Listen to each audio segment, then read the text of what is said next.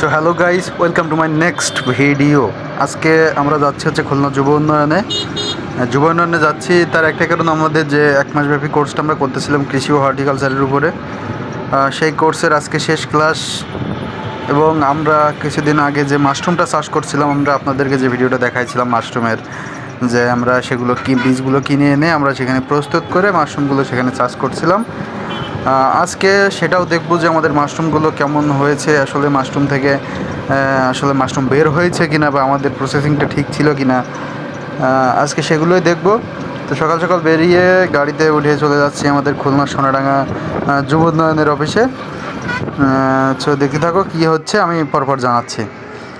চলে আসলাম এই যেখানে আমাদের খুলনা যুব উন্নয়ন, আমাদের সোনাডাঙ্গায়। এখন ঢুকবো ভিতরে। আমরা সবাই ক্লাস এসেছিলাম, ক্লাস থেকে বের হয়ে এখন আমরা যাচ্ছি হচ্ছে আমরা সেদিন যে মাশরুমটা রেখে গেছিলাম সেখানে। এখানে দেখো এই যে দুইটা, এগুলো কী বলে, পাম গাছ।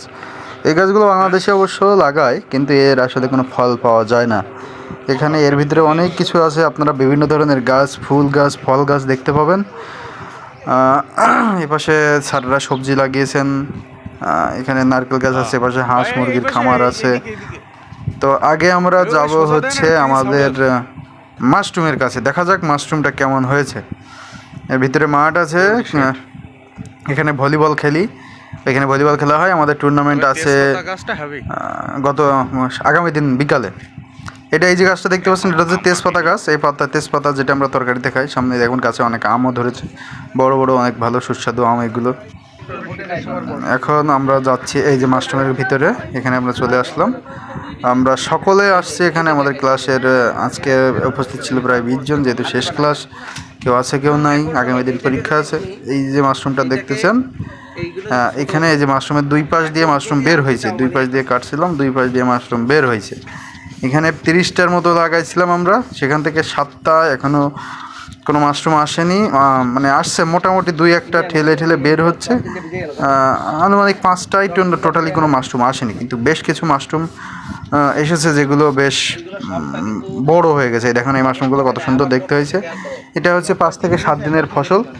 আপনারা মাশরুম আসার পরে সর্বোচ্চ 7 দিন রাখতে পারবেন, তারপরে আপনাদের এমনি ভেঙে পড়ে যাবে। এই যে বীজটা, এটাই এক পাশে হালকা একটু এসেছে, আরেক পাশে আসে নাই। আরও একটা দেখাবো, একটু পরে দেখেন, দেখতে থাকেন। দেখেন এখানে এই পাশাপাশি দুইটাই কম এসেছে, ও পাশে দুইটাই কম এসেছে, 4টা পাশাপাশি এখানে খুব কম এসেছে। আর এখানে আমাদের এক সহপাঠী, তিনি স্প্রে করতেছেন, কারণ মাশরুম সবসময় সাথে ভেজা পরিবেশে জন্মায়, সেজন্য এখানে পলি ব্যাগে দিয়ে ভিতরে বীজটা প্রস্তুত করে দিয়েছিল। আমরা হর্টিকালচার সেন্টার থেকে বীজটা কিনে নিয়েছিলাম, আমাদের দৌলতপুর যে হর্টিকালচার সেন্টার আছে সেখান থেকে। তো এখানে দেখুন, আমরা আরও একটু ভালোভাবেই দেখাই আপনাদের, একটু অপেক্ষা করুন। দেখুন মাশরুমগুলো কি সুন্দর দেখতে। আসলে মাশরুম কখনো খাওয়া হয়নি এইভাবে, তবে মাশরুম বর্তমান সময়ে বেশ জনপ্রিয় হয়ে উঠতেছে। মানুষের পুষ্টি গুণাগুণ বা পুষ্টি চাহিদা হোক বা যেটাই বৃদ্ধি করুক, সেটা করতেছে। এই জন্য মাশরুম চাষ বর্তমান সময় সকলে করতেছে।